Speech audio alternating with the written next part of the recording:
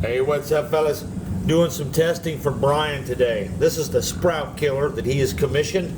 I built this for him to kill some small weeds. This ain't something you'd want to kill weeds with in a big bush, but this right here is going to be perfect for like landscaping, for driveways, for greenhouse work, any place you need to just kill a small layer of weeds.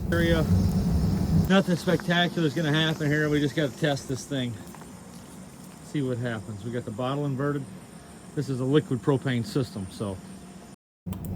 All right, guys, this is wet, frozen ground. It rained for days. This is not ideal conditions, but then again, that gives us a chance to proof test this thing for sure. Now you want to warm it up until that liquid stops spraying out of there. See how now it's just gaseous propane? Well, it'll convert here in a second, but when that stops spraying out, you've got it dialed in right. And unfortunately, during this test, I discovered we don't have this thing on high. So it does a bit of an injustice. So unfortunately, I have to test it one more time. But even with the thing on low, it does pretty good. This is on low.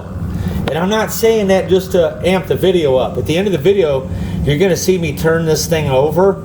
And it's not the super white hot, radiant blasting heat that we could be getting right now. It's on low.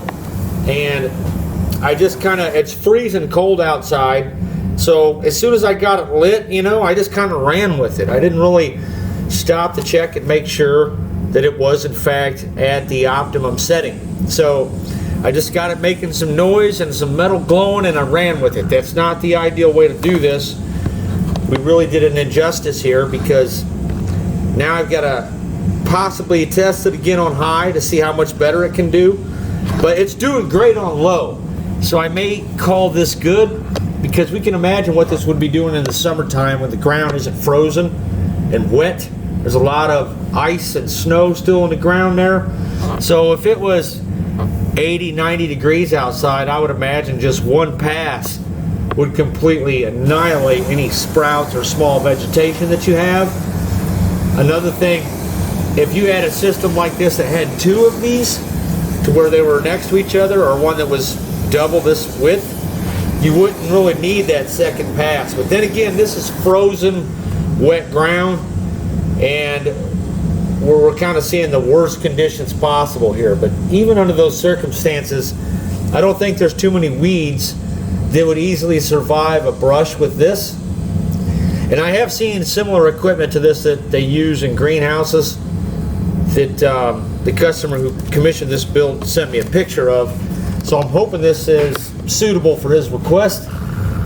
And yeah, see that? We are not on high. So kind of botched the test, but I think that's plenty enough to really tick my wife off, unfortunately. I'm gonna have to get some grass seed. But nonetheless, I think it's gonna work out just fine. You could either do a double pass at like an average speed of a small tractor, or just do a real slow single pass. You might not even need a double pass. Like I said, this thing's on low, and this is frozen ground. I can't imagine what it does on high. And yes, this is glowing stainless steel. If you get it up to yellow hot, you're gonna bring your lifetime expectancy to around 800 hours, but I would imagine that's probably a lifetime warranty in most situations. Not a whole lot of 20-hour days of de-weeding are going to be going on, I don't think. But if you keep it just red hot, it'll darn near last forever. Kind of like one of them kerosene salamander heaters that got the red hot plate on the front.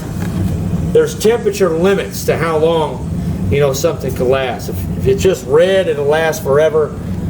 Maybe not forever, but definitely most projects dictate.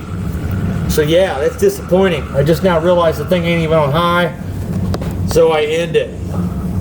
I can't kill any more yard. I'm gonna get in some serious trouble for this.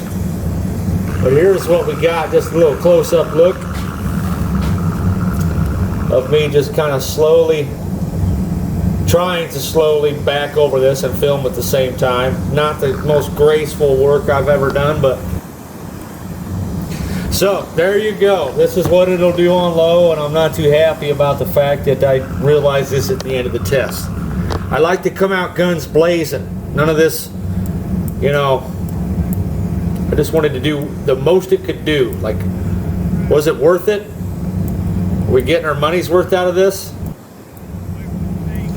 But I am glad to see that it at least did this.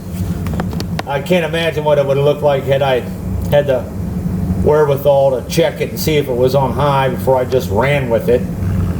Sometimes when I get in a test like this, I just get a little carried away, and there's so many details flying at you that you don't notice what you forgot and wasn't thinking of until editing time comes around.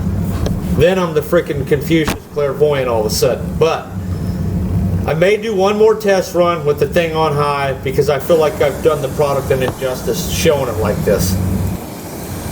I think I'm going to call it a day on testing though. Brian, it looks to me like this thing's going to work out just fine. If this is what it can do on low, I'm pretty sure we're going to blaze some trails on high in the summertime.